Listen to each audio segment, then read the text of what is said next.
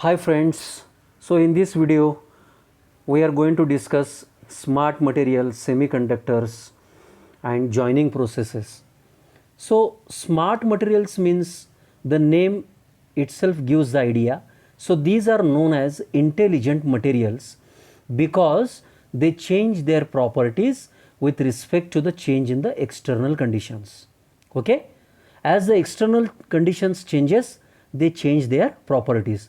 They stimuli to external environment. So smart materials are divided into two categories, type 1 and type 2. In type 1, shape memory alloys, thermochromics, electrochromics. In the exam you have to remember only these 3 points. There are number of types which comes under type 1, but it is more than sufficient exam point of view. Under the type 2 we consider shape memory alloys, LEDs and photovoltaics. Okay, so type 1 material, these are materials change their properties, means chemical, magnetic, mechanical, etc. with respect to the change in the external environment. The material change its microstructure. See, what is microstructure? See, arrangement of atoms and molecules. So atoms or molecules, they change their locations, they get shifted from their original location to the new location, and when they change their locations we say the microstructure of the material changes. Type 2 materials, they also change their properties with respect to change in the external environment. Example, piezoelectric materials. Here the input is the stress and output is the electric charge. Now you just see here. See the system, this is the piezoelectric material. So when we apply the stress, it is mechanical. It is mechanical, okay? And the output is not mechanical, but the output is electrical charge. So it happens in case of piezoelectric material. So mechanical input is converted into electrical output or vice versa, or when we give the electrical input, ultimately or finally we get the mechanical output. You see here heat is given, so you see here. See, one more important thing, when we heat the shape memory, alloys, okay, now see here,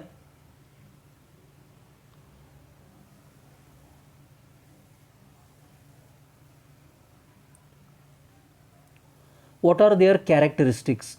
They respond immediately, that means they are very sensitive, they respond internally with intelligence. Piezoelectric materials, they show electric charge when the mechanical stress is applied. I told you.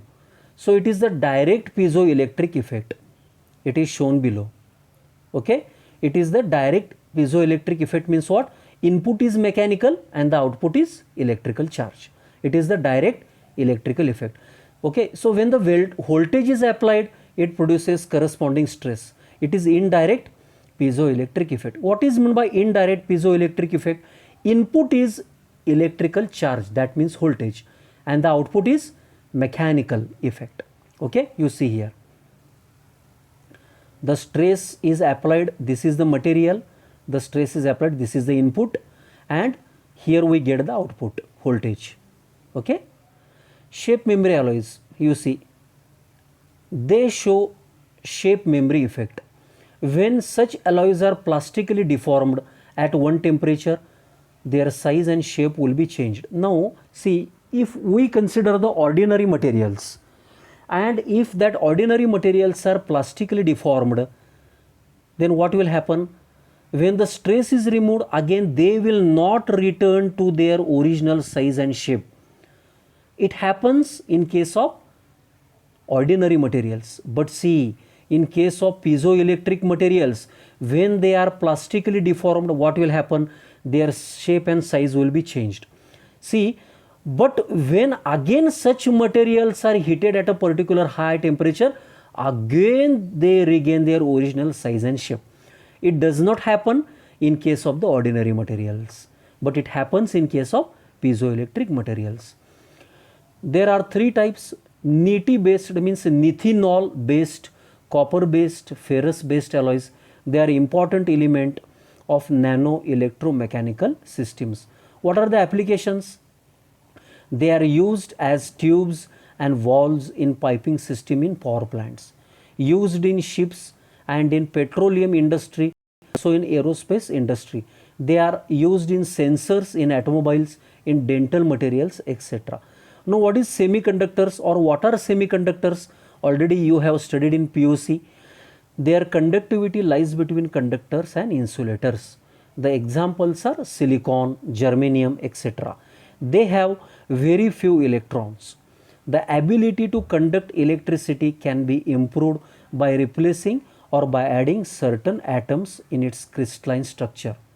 Okay, there are two types: intrinsic semiconductors, they are free of impurities, and another is extrinsic semiconductors. In this type of semiconductors, externally the impurities are added, and there are two types: N type of semiconductor and P type of semiconductor.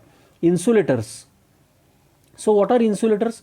They are made of non-metals and they have very few free electrons. Examples: plastic, rubber, marble, etc. Now after that we will discuss joining processes. See, joining processes, basically there are three types of joining processes.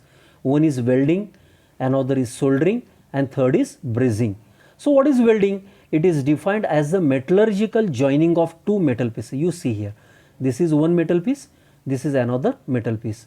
So we have to join these two metal pieces. That means we have to fill the gap between these two metal pieces.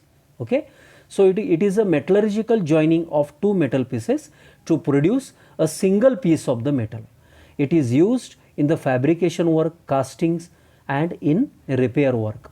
What is the principle?